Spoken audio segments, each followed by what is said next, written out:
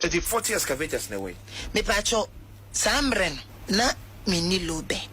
And na me frefre ni SU watching. Adeche na ka 7. Ah. Ehona tie ehonom na mini prosini no commander ne kokonto kwan. Enti wo dia 7 nya ne dia machi akosio. 40 excavators na. Ochi ya na wunya low bed no. Ade e be chi onya low bed ko e free 40 abana be ka 7. Yes sir. 33 etimi free nwura mu. Yes, enti this time na me call at the time no die. Me the engineers call.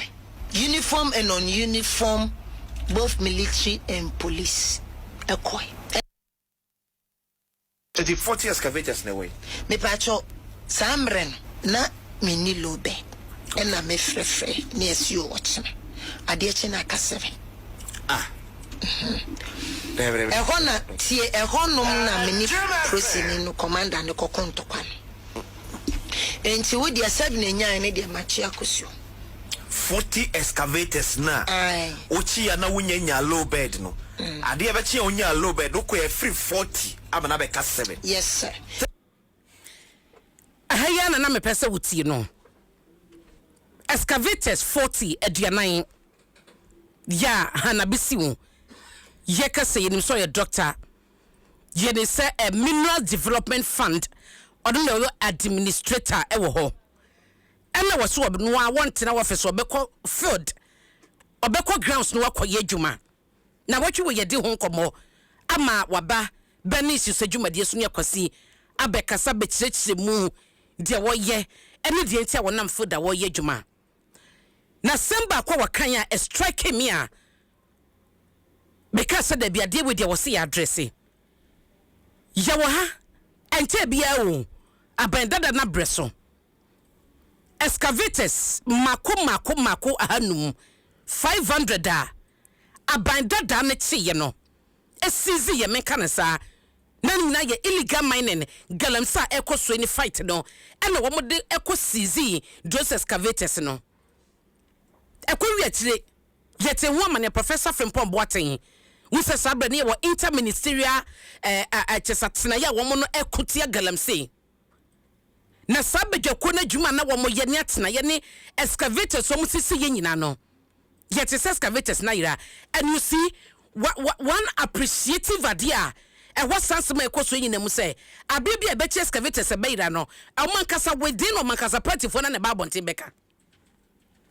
wuti sama hanabisi weka na wo say atetem hodom no wobuti excavators mako aduanan na because only low bed na no yede etwe excavator no yede efa edu free site won mutumi de ba bia e wo se de ba enti wo mu de ba bedru aposifo ensem ma aposifo ya wo se 40 excavators ani na wotwe o ani na wotwe mienu o ani na wotwe miensa excavators a wode koye no ade tinye wo koye na excavators na aka 7 aduasa miensa na aka no wo hefa ye nimba biafa abanye ba ya bosom ya hinie aye 6 months kakra bi neda so excavators achase yira excavators no achase yira operation so a ekoso task force a amu yedwume no aposifo di makotene o IGP atene mranti na guma wo mu edi makotene eti se a police commander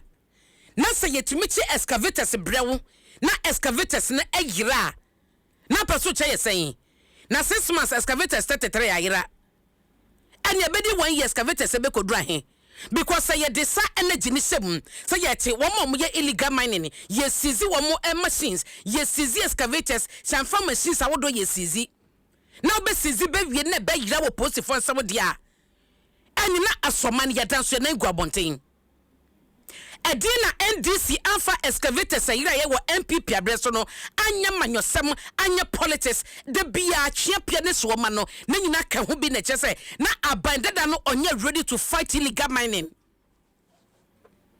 because what excavators na sa excavators awate no yesi yesizi ye de akogu multimedia ni mhasei na ye beda sori na machines ni eni hon ma ehi na faye na eni hono esan ko busa koye galamse anase sa machine no ekọ hefa enti se ye mame hanabi so beka chese machines na yira ayira ye no wodi achi koduru he obisa kosi san anase ye sa yire nti no no 7 na waka che so ohunu ye na wo fa ye no asa 33 na wo he Hanabisi doctor anopa ye bisa wo sa 33 excavators a wo se ayira no e wo he police commander woni ne kwoto ekoko ntokwa no ekosi hefa the here answers yemfa no trasa say what excavators 40 ade che 33 ayira nti yemfa no sa yentena say e was some prove beyond doubt to say me follow ya kodru say e ye police commander na nanya order from above and so wonya excavators no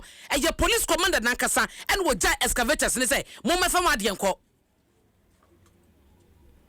excavators said yasami say wayira 6 months in power 6 months in government and 4 years beso excavators ahe and ye beka ho asem sa ayira Dr. Hanabisi wu oh yes wo ye adwuma wo ye adwuma and na mo yire mo ho a ni nya ye galamse fight ne bia.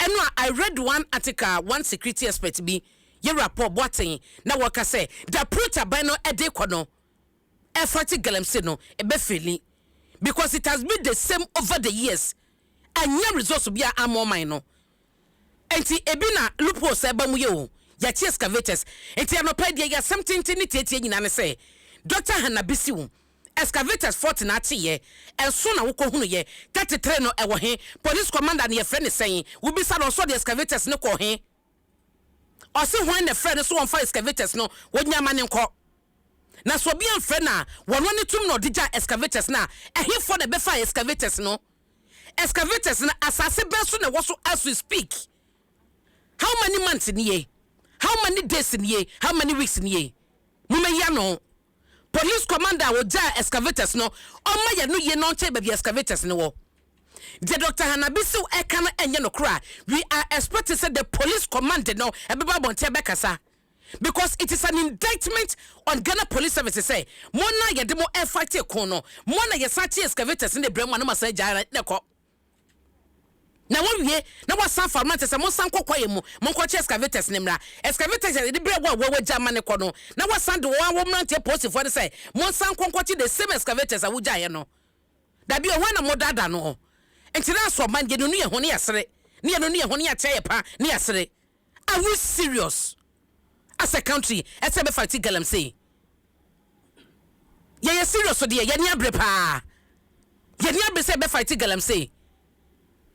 It is some Dr. Hanabisu be kind of yate pa yate, but until so be prove beyond doubt to say excavators 33 no ma follow up ko hunu say enya order from above be and the catcher commander so wunyai and your commander dan the din to me na IGP ebe babontin so den krata ba mo dom ya den krata chiro amye hu say the commander in question so the part and as on the side of the story about say excavators no na nya duanan enye no kre ye be fa ne say posifo mo sabotage the prison posifo you are sabotaging the illegal mining fight no mo sabotage yen